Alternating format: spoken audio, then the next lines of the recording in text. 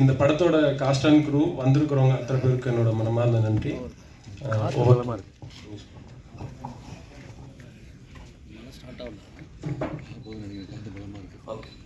அனந்தன்காடு trailer பார்க்கும்போது ரொம்ப பயங்கரமாக இருந்துச்சு சார்.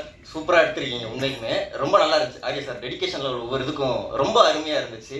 ஸோ முதல்ல பேசுறதுக்கு யாரை கூப்பிடலாம் அப்படின்னா, இவர் ப்ரொடியூஸ் பண்ணுற படங்களும் சரி, இவரோட ஸ்பீச்சும் சரி எப்பயுமே பயங்கரமாக இருக்கும், ஃபயராகவும் இருக்கும் அப்படிங்கிறது தான். Let's welcome special guest Gnanavel Raja sir, producer.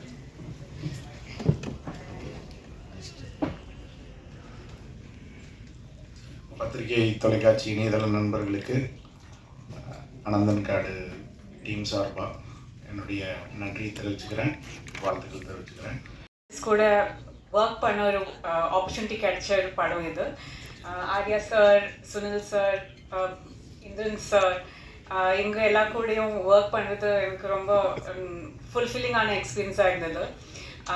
Murali Gopi சாரோட ஸ்கிரிப்ட்னா எல்லாருக்கும், எல்லா ஆக்டர்ஸ்க்கும் ஒர்க் பண்ணணும்னு இருக்கும். அப்போது இந்த ப்ராஜெக்ட் வந்தப்போ நான் ரொம்ப எக்ஸைட்டடாக இருந்தேன். கார்த்தி இந்த கேரக்டர் ரொம்ப பவர்ஃபுல்லான கேரக்டர், இன்டென்ஸான நிறைய சிச்சுவேஷன்ஸோட கடந்து போன கேரக்டர். அப்போது எனக்கு ஆஸ் அன் ஆக்டர் இது ரொம்ப சேலஞ்சிங்கான எக்ஸ்பீரியன்ஸாக இருந்தது. Director Krishnakumar sir and the team எல்லாரும் ரொம்ப சப்போர்ட் பண்ணாங்க. I hope the output will entertain you and make you think. ரொம்ப நாளாக எல்லாரும் சேர்ந்து ஒர்க் பண்ண ஒரு படம். அப்போது இது 25th ரிலீஸ் ஆகுது, தமிழில் ரிலீஸ் ஆகுது. அப்போது எல்லாரும் தியேட்டரில் போய் பார்க்கணுன்னு ரிக்வெஸ்ட் பண்ணுறேன். தேங்க்யூ. எல்லோருக்கும் வணக்கம். எனக்கும் இந்த ஒரு மைக்குக்கு முன்னாடி பேசுகிறது கொஞ்சம் கஷ்டம்தான். ஒன்று உங்கள்கிட்ட சொல்ல வேண்டியிருக்கு, எனக்கு கருப்புக்கு முன்னாடியே நடித்த ஒரு ஃபிலிம் தான் அனந்தன்காடு. அதில் கொஞ்சம் கௌரவமான கேரக்டர், என்னோட பாடியோட பெரிய கேரக்டர்.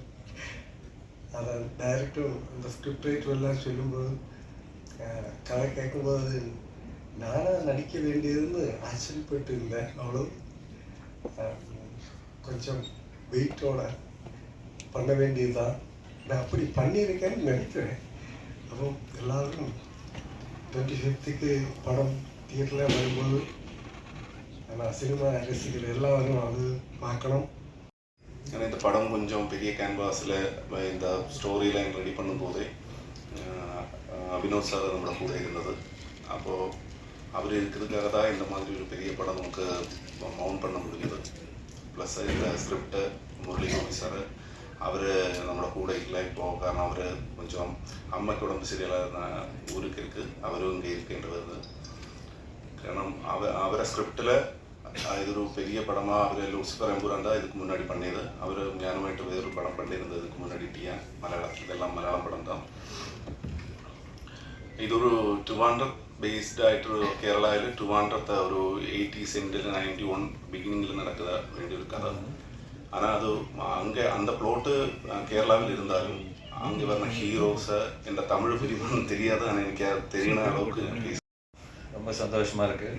ஒரு 2 years ப்ராஜெக்ட் ஆக்சுவலாக. இது வந்து சொன்ன மாதிரி ஸ்கிரிப்ட்லேருந்து ப்ரீ ப்ரொடக்ஷன்லேருந்து ஷூட்டிங் முடிச்சு இப்போ ரிலீஸ் வரணும்.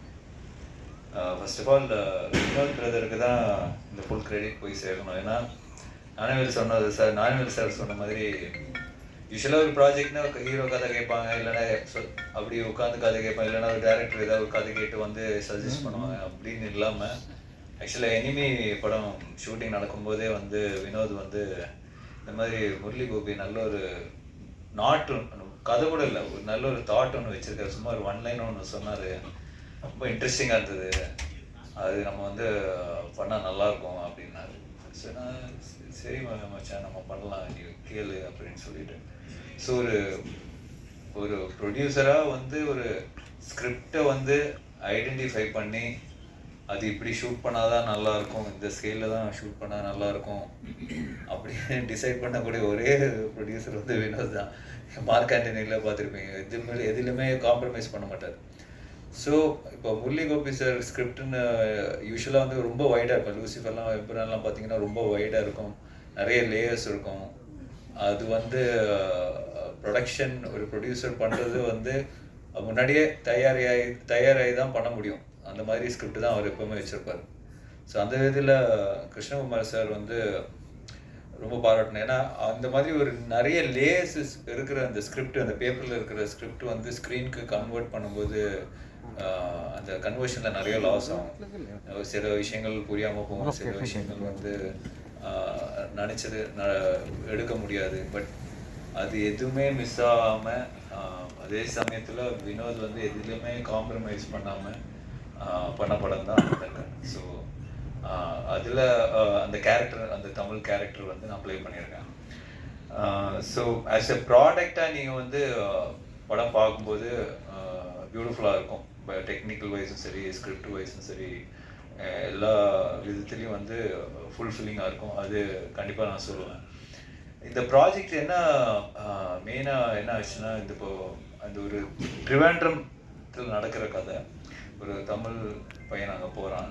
சேம் டைம் ட்ரிவாண்ட்ரம் சார்ந்த அந்த கேரளா தமிழ்நாடு பார்டர் திண்டுக்கல் அந்த பகுதியிலையும் நடக்கும் கதை. ஸோ பாதி தமிழ் இருக்கும், பாதி மலையாளம் இருக்கும். ஸோ இது எப்படி நம்ம வந்து பைலிங்குலாக ஷூட் பண்ணுறதா இல்லை வந்து டப் பண்ணுறதா, அந்த மாதிரி நிறைய கன்ஃபியூஷன்ஸ் இருந்தது. பட் ஒரு லாங்குவேஜில் தமிழ் வந்து தமிழாக ஷூட் பண்ணிட்டோம், மலையாளம் வந்து மலையாளம் மட்டுமா ஷூட் பண்ணிட்டோம். ஸோ ரெண்டுமே இருக்கும். ரெண்டு வெர்ஷனும் நம்ம வந்து தமிழ்நாட்டில் ரிலீஸ் பண்ணுறோம். ஒன்று வந்து மலையாளம் இருக்கிற மலையாளம் இருக்கிற டைலாக்ஸ் வந்து டப் பண்ணி தமிழ் ஒரு அண்டர்ஸ்டாண்டிங் பண்ணி, ஏன்னா நிறைய இமோஷ்னலான சீன்ஸ் இருக்குது. ஸோ அதெல்லாம் மிஸ் ஆகக்கூடாதுன்னு சொல்லிட்டு வெறும் மலையாளம் போர்ஷன் மட்டும் தமிழுக்கு டப் பண்ணியிருக்கோம். ஸோ ஒரு 2 வருஷனாக ஒரு புதுசாக ஒன்று ட்ரை பண்ணுறோம். I think we are all excited. So and இதில் ஒர்க் பண்ண டெக்னீஷியன்ஸ், ஃபார் எக்ஸாம்பிள் யுவா, நிறைய படங்கள் கூட ஒர்க் பண்ணியிருக்கேன். ஸோ இப்போ அந்த டிஐ அவுட்புட்டெல்லாம் பார்க்கும்போது அவ்வளோ சூப்பராக இருக்குது.